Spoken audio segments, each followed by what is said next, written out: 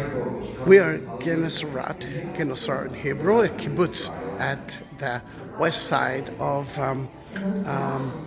the Sea of Galilee.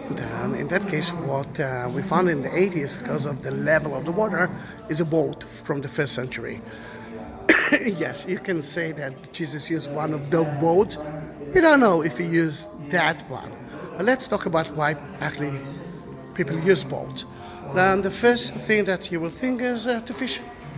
That is true. Agriculture, fish agriculture was very strong, but fish agriculture was good for a few months a year, mainly because you think about a baby fish, they must grow, you must let them do that, and most of the time they use it as for transportation, to move people from one side to another. If you're talking about Jesus, we are talking about him moving to the other side.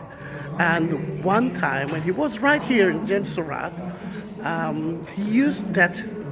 He used not, I'm afraid to say that part, but he used kind of that boat when he actually preached to the people. There were too many people next to the seashore, and they wanted to talk to everyone, and he stood in one of those boats that went a little bit into the water. There are few stories about it. I mean, if you're talking about Jesus, let's finish that story.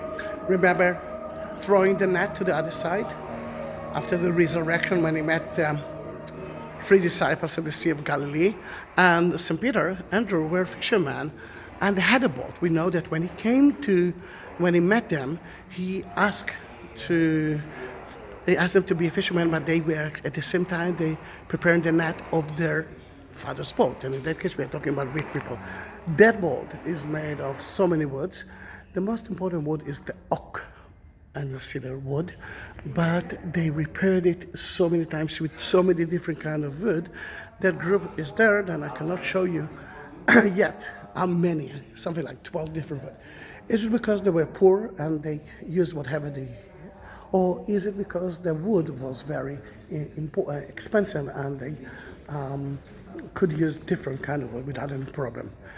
We're going to be soon in Magdala, which is not so far away, but look at the boat here. That is the boat that we found in Magdala, at least a mosaic. And this is the same, exactly the same, it's a replica of it. And that's how the boats at the time of Jesus used to look like. In Magdala, the village of Mary Magdalene, the Jews were very strict. They were against King Herod, and they were against the Romans who came to Israel in 66 to destroy Israel. And a lot of them went to the sea. And the book of Josephus Flavius tells us that although they flee into the sea, Vespasianus himself went into the sea with boats and killed most of them. And the water were so red of blood because of it. Then in that case, this is one of it. And now I can take you to see the 12 kinds of wood. I don't want to disturb them. There it is. So many kinds, and you can see the names of it at the right part. Those are local trees.